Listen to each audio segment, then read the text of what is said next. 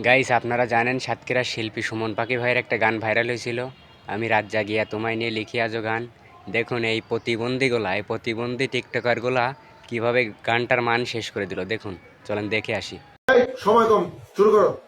এত ব্যস্ত হলে হবে? এদের শান্টিং তো ধীরে ধীরেই দিতে হবে।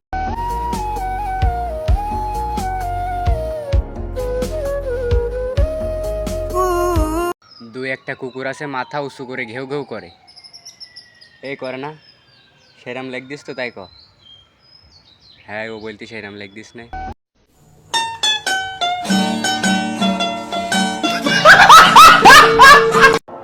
চলেন নেক্সট দেখে আসি।